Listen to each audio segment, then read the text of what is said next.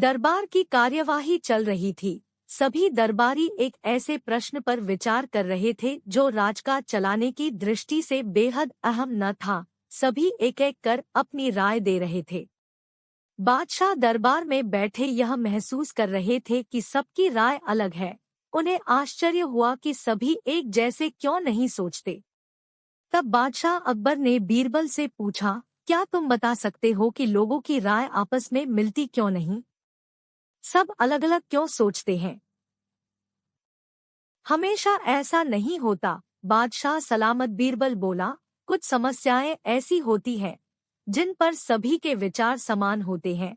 इसके बाद कुछ और काम निपटा कर दरबार की कार्यवाही समाप्त हो गई। सभी अपने अपने घरों को लौट चले। उसी शाम जब बीरबल और बादशाह अकबर बाग में टहल रहे थे तो बादशाह ने फिर वही राग छेड़ दिया और बीरबल से बहस करने लगे।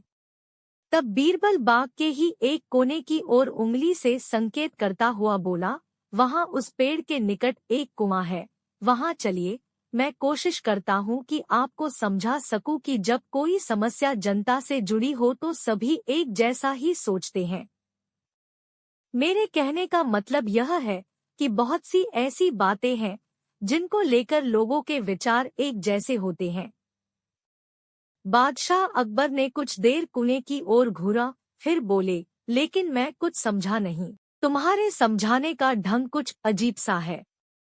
बादशाह जबकि जानते थे कि बीरबल अपनी बात सिद्ध करने के लिए ऐसे ही प्रयोग करता रहता है। सब समझ जाएंगे हुजूर।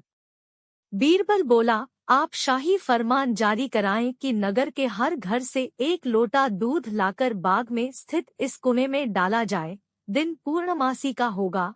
हमारा नगर बहुत बड़ा है। यदि हर घर से एक लोटा दूध इस कुएं में पड़ेगा तो यह दूध से भर जाएगा। बीरबल की यह बात सुन बादशाह अकबर ठहाका लगाकर हंस पड़े। फिर भी उन्होंने बीरबल के कहानुसार फरमान जारी कर दिया। शहर भर में मुनादी करवा दी गई कि आने वाली पूर्णमासी के दिन हर घर से एक लोटा दूध लाकर शाही बाग के कुएं में डाला जाए। जो ऐसा नहीं करेगा उसे सजा मिलेगी। पूर्णमासी के दिन बाग के बाहर लोगों की कतार लग गई। इस बात का विशेष ध्यान रखा जा रहा था कि हर घर से कोई न कोई वहां जरूर आए। सभी के हाथों में भरे हुए पात्र, बर्तन दिखाई दे रहे थे। बादशाह अकबर और बीरबल दूर बैठे यह सब देख रहे थे और एक दूसरे को देख मुस्करा रहे थे। सांझ ढलने से पहले कुएं में दूध डालने का काम पूरा हो गया। हर घर से दूध लाकर कुएं में डाला गया था। जब सभी वहां से चले गए तो बादशाह अकबर व बीरबल ने कुएं के निकट जाकर अंदर झांका।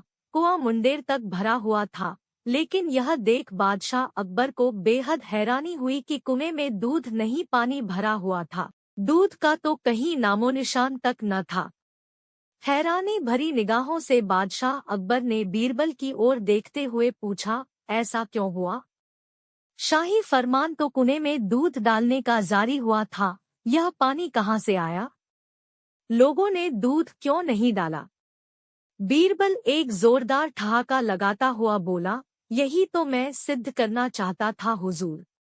मैंने कहा था आपसे कि बहुत सी ऐसी बातें होती हैं जिस पर लोग एक जैसा सोचते हैं, और यह भी एक ऐसा ही मौका था। लोग कीमती दूध बर्बाद करने को तैयार न थे। वे जानते थे कि कुएं में दूध डालना व्यर्थ है, इससे उन्हें कुछ मिलने वाला नहीं था। इसलिए यह सोचकर कि किसी को क्या पता चलेगा, सभी पानी से भरे बर्तन ले आए और कुएं में उड़ेल दिए। नतीजा दूध के बजाय पानी से भर गया कुआं। बीरबल की यह चतुराई देख बादशाह अकबर ने उसकी पीठ थपथ पाई। बीरबल ने सिद्ध कर दिखाया था कि कभी